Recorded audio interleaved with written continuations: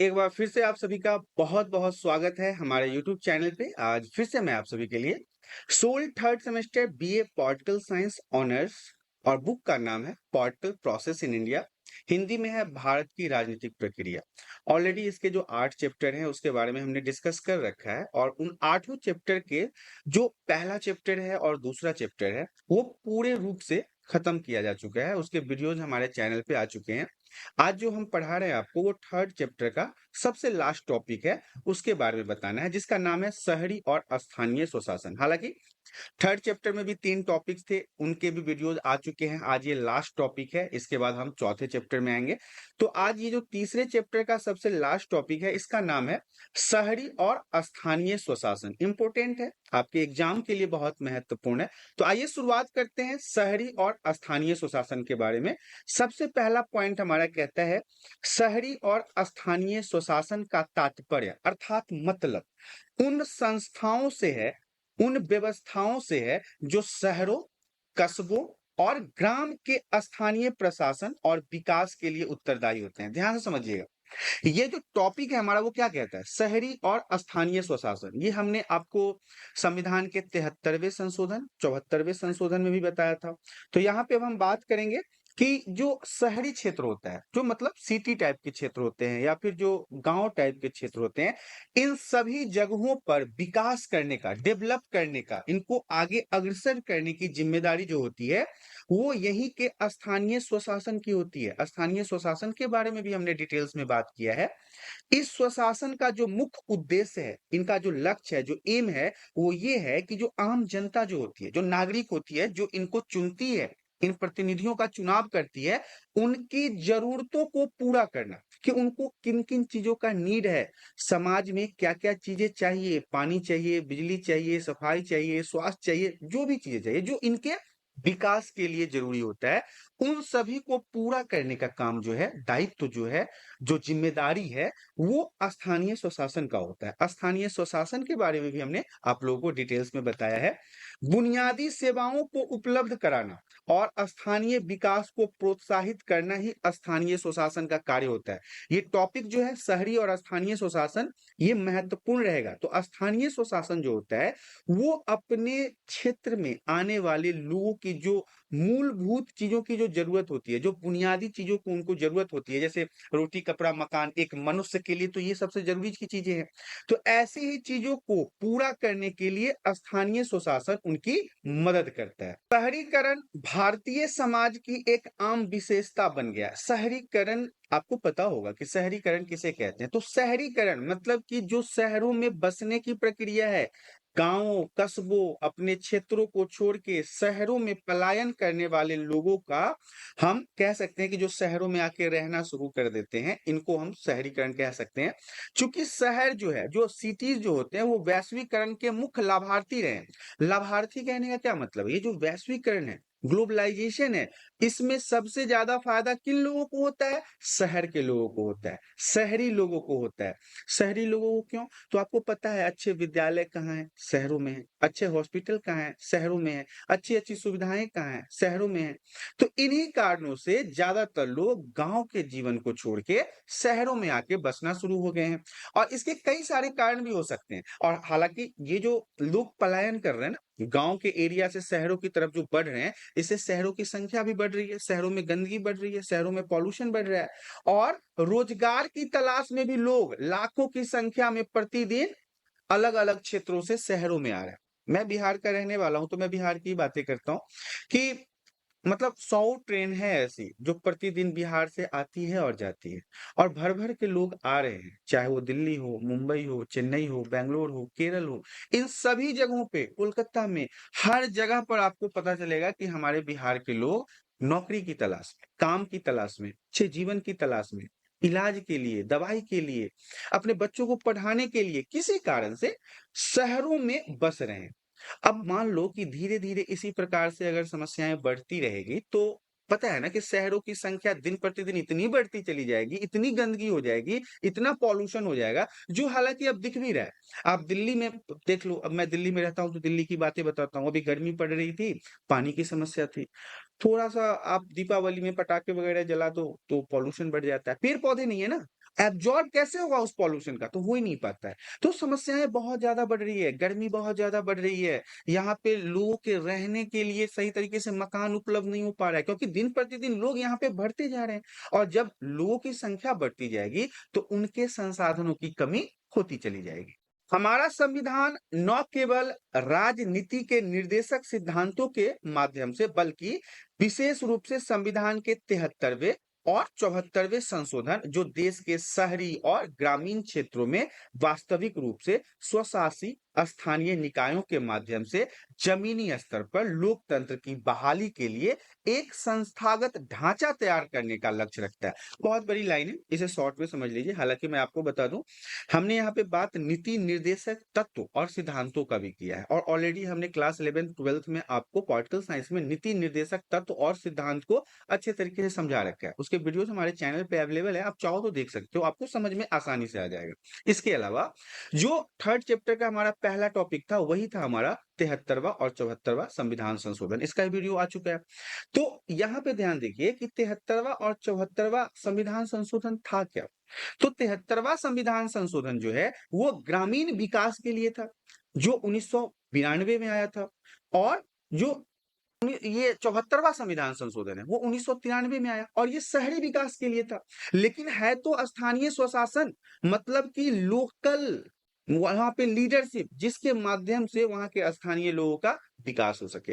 तो ये जो 73वां और 74वां संविधान संशोधन है वो कहीं ना कहीं हमारे भारत के डेमोक्रेसी में काफी महत्वपूर्ण है। वो बहुत ही सही तरीके से लोकतंत्र को जीवंत बनाए रखा है जमीनी स्तर पे, जमीनी स्तर पर उनको लागू करने में मदद करता है। क्योंकि 73वें और 74वें संविधान संशोधन में कुछ कुछ मुख्य बातें ऐसी जोड़ी गई थी, जिन बातों का चर्चा हमने पहले भी किया है, पहले के इस टॉपिक में किया है, जो लोकतंत्र का एक संस्थागत ढांचा तैयार करने का लक्ष्य प्रदान करता है। और जानते हैं, इसके बाद लोकतांत्रिक विकेंद्रीकरण के लिए एक स्पष्ट अधिदेश प्रदान करता है, एक नियम नीति कानून बनाता है।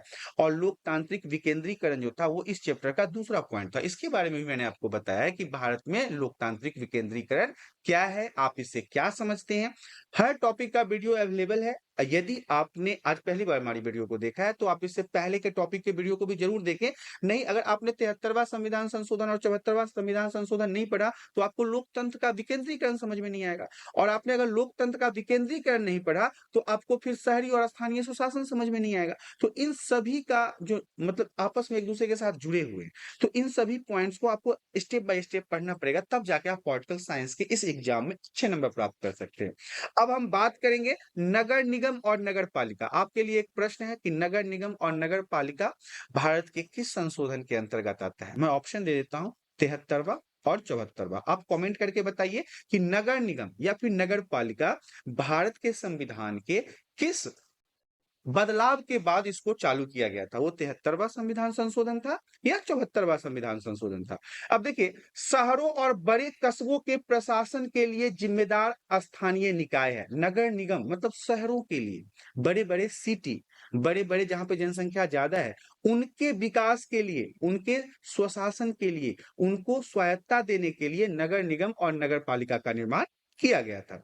नेक्स्ट पॉइंट हमारा कहता है ग्राम पंचायत। अब ग्राम पंचायत क्या है, तो ग्राम स्तर पर मतलब कि गांव के लोगों के लिए, स्थानीय विकास के लिए अस्थाई प्रशासन की सबसे जो छोटी इकाई होती है, जो सबसे छोटा ब्रांच होता है, शाखा होता है, उसे हम ग्राम पंचायत कहते हैं। ये ग्रामीण क्षेत्रों में विकास और प्रशासन करने का काम करता है। ग्रामीण क्षेत्र कहने का मतलब है गांव के इलाकों में सभी नीति नियम कानूनों को सही तरीके से व्यवस्थित करके जमीनी स्तर पर लागू करने की प्रक्रिया ग्राम पंचायत करता है। और सेम उल्टा है नगर में, अर्थात शहरों में यही कार्य नगर निगम और नगर पालिका करता है। नेक्स्ट पॉइंट हमारा कहता है निर्वाचित प्रतिनिधि। अब निर्वाचित प्रतिनिधि, प्रतिनिधि के बारे में तो हमने बहुत लंबे समय से पढ़ रहे हैं कि ये जो जनता के द्वारा चुने गए लोग होते हैं, जैसे कि विधायक हो सकता है, सांसद हो सकता है, मुखिया हो सकता है, सरपंच हो सकता है, पंचायत समिति हो सकता है, जिला पार्षद हो सकता है। तो ये सभी क्या है, ये सभी जनता के द्वारा चुने गए प्रतिनिधि हैं। हाँ, कुछ प्रतिनिधि जो है वो 73वें संविधान संशोधन के हिसाब से गांव के लिए है, और कुछ प्रतिनिधि जो हैं वो 74वें संविधान संशोधन के लिए शहरों के लिए। लेकिन है ये सभी जनप्रतिनिधि ही सभी को मत देके चुना जाता है और सभी का जो चुनाव है वो प्रत्येक 5 साल के अंतराल पर आम जनता के माध्यम से किया जाता है। अब हम निर्वाचित प्रतिनिधि के बारे में जान लेते हैं। स्थानीय निकाय मतलब कि लोकल, यहाँ पे हम सांसद और विधायक की बात नहीं करेंगे। प्रतिनिधि जनता द्वारा चुने जाते हैं, प्रतिनिधि जनता द्वारा चुने जाते हैं। कहने का तात्पर्य यह है कि कोई भी प्रतिनिधि हो उसका मत जो है वो जनता देके ही उनका चुनाव करती है, जो स्थानीय प्रशासन के लिए नीतियां बनाते हैं और निर्णय लेते हैं।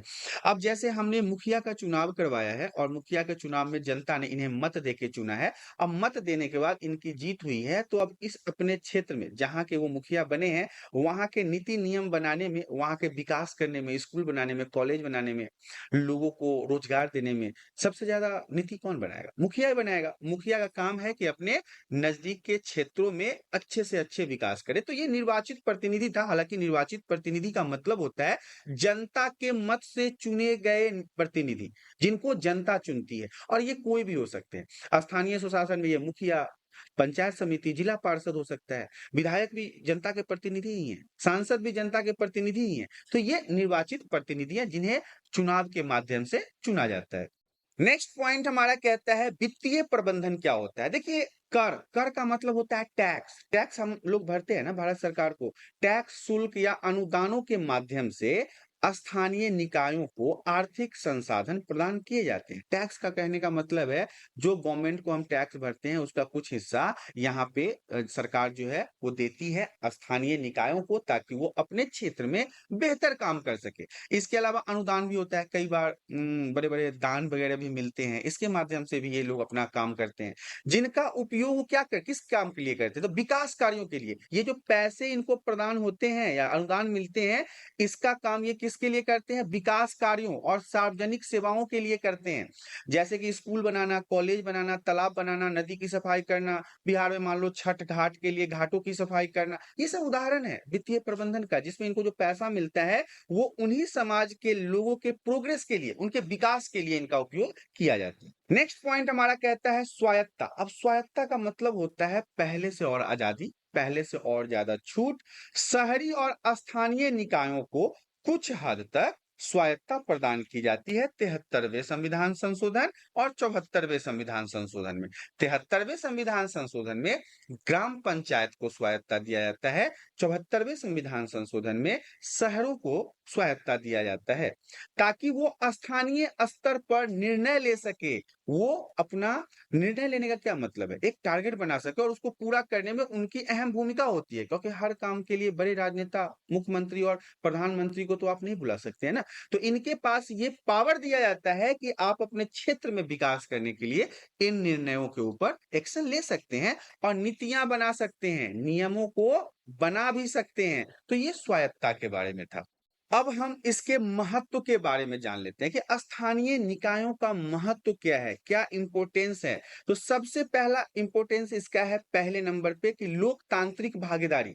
यह स्थानीय स्तर पर जनता की भागीदारी और उनकी समस्याओं के समाधान का एक महत्वपूर्ण माध्यम है। जब जनता अपने प्रतिनिधि को चुनती है तो उसका हक बनता है कि वो अपने प्रतिनिधि को ये बोले कि हमारे यहाँ सड़कें ठीक नहीं है, आप सड़कें बनवाओ। हमारे यहाँ विद्यालय में टीचर नहीं है, आप नए टीचरों की भर्ती करो। आप हमारे यहाँ साफ सफाई पे ध्यान दो, पेड़ पौधों को लगवाओ, क्योंकि जनता ने उसे चुना है। तो जनता का बनता है कि वो अपने प्रतिनिधि से इन सवाल जवाब को कर सके। यही है लोकतांत्रिक भागीदारी, मतलब जनता की इसमें सीधे भागीदारी होती है, क्योंकि उनका सीधे प्रतिनिधि का चुनाव भी उन्हीं के हाथ से होता है। तो जनता जो है वो सर्वोपरि है, अहम मानी जाती है। नेक्स्ट पॉइंट हमारा कहता है स्थानीय विकास। ये महत्व में दूसरे नंबर पे आएगा। स्थानीय निकाय क्षेत्रीय आवश्यकताओं के अनुसार विकास कार्यों को संचालित करते हैं। स्थानीय विकास कहने का क्या मतलब है?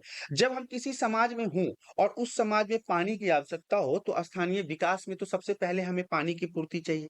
उसके बाद अगर मान लो कि कोई ऐसी समस्या है, कोई ऐसी बीमारी है, कोई ऐसा रोग है जिससे लोग परेशान हो रहे हैं, तो सबसे पहले स्थानीय निकाय का काम क्या है कि उस रोग से लड़ने वाली दवाइयों को उपलब्ध करवाना। तो ये स्थानीय विकास नंबर 2 पे आता है, स्थानीय निकाय के महत्व के बारे में।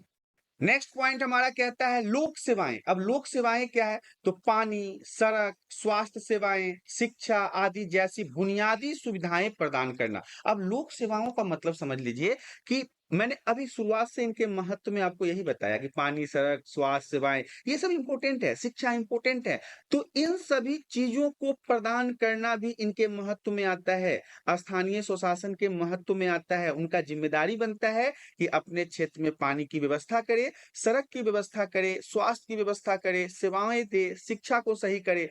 ये सब बुनियादी सुविधाएँ प्रदान करना लोक सेवाओं के अंतर्गत आता है। अब हम बात करेंगे स्थानीय स्वशासन की चुनौतियों के बारे में कि क्या-क्या चुनौतियाँ हैं इसके अंदर। तो देखिए, चुनौतियों में भी आपको कुछ पॉइंट्स को समझना पड़ेगा, जिसमें पहला नंबर पे आता है वित्तीय संसाधनों की कमी, पैसों की कमी हो जाती है। देखिए, कई स्थानीय निकायों को पर्याप्त वित्तीय सहायता नहीं मिलता है। सही बात है, हमारी सरकार के अंदर इतनी करप्शन है ना, इतना लूट-खसोट है ना कि सरकार पैसा देता भी है ना, तो ऊपर से बँटते-बँटते नीचे आके वो ज़ीरो हो जाता है। नीचे आते-आते वो जनता तक पहुँचता नहीं है। हालाँकि नरेंद्र मोदी बहुत कोशिश कर रहे हैं कि डायरेक्ट जनता के पास पैसा जाए, लेकिन इसमें भी समस्या है, उनको घूस देना पड़ता है, उनको पैसे देने पड़ते हैं, ये सच्चाई है। अब ये बात नरेंद्र मोदी को पता नहीं होगा ना, क्योंकि क्या नरेंद्र मोदी अब घर-घर जाके ये बात पूछ नहीं सकते, लेकिन हम लोग तो इन चीज़ों से पीड़ित हैं, तो पीड़ित व्यक्ति इन सभी चीज़ों को अच्छे से बता सकता है। एक मान लो इंदिरा आवास एग्ज़ाम्पल ले लेते हैं, हमारे गाँव में इंदिरा आवास वगैरह सरकार की तरफ से मिलता है। अब इंदिरा आवास को लेने के लिए आपको पता है 25,000 रुपया मुखिया जी को घूस देना पड़ता है। उसके बाद 5-10 हज़ार रुपया वार्ड मेंबर भी ले जाता है। तो मतलब 1.5 लाख रुपया अगर मिलेगा ना तो 50,000 ऊपर-ऊपर ही निकल जाता है। 1 लाख रुपया मिलेगा, उसमें कैसे भी करके आप अपना थोड़ा इधर-उधर एडजस्ट करके घर बना सकते हैं। तो ये समस्या है। तो वित्तीय संसाधनों की कमी है, कई स्थानीय निकायों को पर्याप्त वित्तीय सहायता नहीं मिलता है, जिसके विकास कार्यों में बाधा आ जाती है। उनको पैसे नहीं मिलते हैं और लूट-खसोट के कार्य पैसे आपस में बँट जाते हैं या फिर इनको सही तरीके से ऊपर से ही सरकार की तरफ से पैसे नहीं आते। तो इन सभी कारणों से इनके जो विकास के कार्य हैं, इनके द्वारा जो करने वाले कार्य थे, जो इन्होंने सेट कर रखा था, लक्ष्य बना रखा था, वो अवरुद्ध हो जाता है, रुक जाता है, होता ही नहीं है। तो पहली प्रॉब्लम, पहली चुनौती तो यही है। दूसरी चुनौती में आपको पढ़ना है क्षमता की कमी। कई बार शहरी और ग्रामीण निकायों में कर्मचारियों की क्षमता का अभाव होता है। कर्मचारी की क्षमता का कहने का मतलब है एग्जाम्पल देख लीजिए, आज बहुत सारे ऐसे गवर्नमेंट स्कूल आपको दिख जाएँगे जिसमें बच्चों की संख्या तो बहुत है, क्योंकि सारे माता-पिता जो हैं वो अपने बच्चों को तो प्राइवेट स्कूल में नहीं पढ़ा सकते, उनकी हैसियत नहीं है, उनके पास इतने पैसे नहीं है, वो अफोर्ड नहीं कर पाते हैं। तो ऐसे में वो कहाँ भेजते हैं? सरकारी स्कूल में। और सरकारी स्कूल में बच्चों की संख्या इतनी है और टीचरों की संख्या है ही नहीं। मैंने हाल-फिलहाल में देखा है। मैं अभी अपने जहाँ पे मैं रहता हूँ ना लोकल स्कूल में जाता हूँ तो देखता हूँ बच्चे फील्ड में खेलते रहते हैं ज़्यादातर, क्योंकि टीचर है ही नहीं, शिक्षक नहीं है और टीचरों के अभाव में बच्चों का भविष्य दिन-प्रतिदिन खराब होता जा रहा है। तो ये समस्याएँ कई बार ग्रामीण क्षेत्र में या शहरी क्षेत्रों में कर्मचारी नहीं होते, काम करने वाले लोग नहीं होते और इनके अभाव से दिक्कतें उत्पन्न होती है। विकास के कार्य में अवरुद्ध, रुकावट उत्पन्न होती है। नेक्स्ट पॉइंट हमारा कहता है केंद्रीय हस्तक्षेप। अब केंद्रीय हस्तक्षेप आपको पता है कि हमारा भारत सरकार की जो संघीय प्रणाली है, उसमें एक केंद्र सरकार होता है, एक राज्य सरकार होता है। तो कई मामलों में राज्य और केंद्र सरकारों का हस्तक्षेप स्थानीय स्वायत्तता को कम कर देता है। कई बार राज्य सरकार उसमें हस्तक्षेप करके उनके काम को अवरुद्ध करता है। कई बार केंद्र सरकार उनमें हस्तक्षेप करके इनके काम को अवरुद्ध करता है। तो ये भी एक मुख्य कारण है जिसके कारण इनके विकास के कार्यों में रुकावट उत्पन्न हो जाता है। शहरी और स्थानीय स्वशासन स्थानीय लोकतंत्र को मजबूत करने और स्थानीय स्तर पर विकास को प्रोत्साहित करने में महत्वपूर्ण भूमिका निभाती है। ये कहते हैं ना कि 100 बातों का एक जवाब। आप समझ लीजिए जो स्थानीय निकाय है, जो 73वां और 74वां संविधान संशोधन है, इस कारण से हमारे भारत का संविधान, लोकतंत्र, खासकर शहरों में, गाँव में बहुत मजबूत होता जा रहा है। काफ़ी विकास देखने को मिल रहा है और ये जो है, ये इसमें महत्वपूर्ण भूमिका निभा रहा है। लोगों को अपने सरकार के साथ जोड़ना, अपने संविधान की नीतियों के साथ जोड़ना, ज़मीनी स्तर पर विकास करने में ये काफ़ी महत्वपूर्ण साबित होता है। इस प्रकार से आपने देखा SOL third semester BA political science honours, book का नाम है पॉलिटिकल प्रोसेस इन इंडिया और इसको हिंदी में आप कह सकते हैं भारत की राजनीतिक प्रक्रिया। जो एग्जाम में आपके साथ इस बार पूछे जाने वाले प्रश्न हैं, टोटल 8 चैप्टर है इसके अंदर और मैं कई सारे पार्टों में अलग-अलग वीडियो बना रहा हूँ, क्योंकि अगर एक साथ वीडियो बनाना शुरू कर दूँ तो शायद ये लंबा हो जाएगा और लेंथी हो जाएगा और आपको समझने में काफ़ी परेशानी होगी। इसलिए पॉइंट टू पॉइंट को पढ़िए और इसको सही तरीके से समझिए। आपके लिए बेहतरीन वीडियो और आगे आने वाले हैं। आज ये थर्ड चैप्टर हमारा समाप्त हो गया है। इसके बाद अब हम फोर्थ चैप्टर शुरू करेंगे। उसके अंदर भी कई सारे पॉइंट्स हैं जो इम्पोर्टेंट पॉइंट्स हैं। तो आशा करता हूँ कि आज के वीडियो में दी गई जानकारी आप सभी को पसंद आया होगा। जानकारी पसंद आया है तो वीडियो को लाइक और चैनल पे आज पहली बार आए हैं तो चैनल को सब्सक्राइब कर लें ताकि इसी प्रकार के एजुकेशनल वीडियो आपको हमेशा प्राप्त होता रहे। आज के लिए इतना ही, धन्यवाद।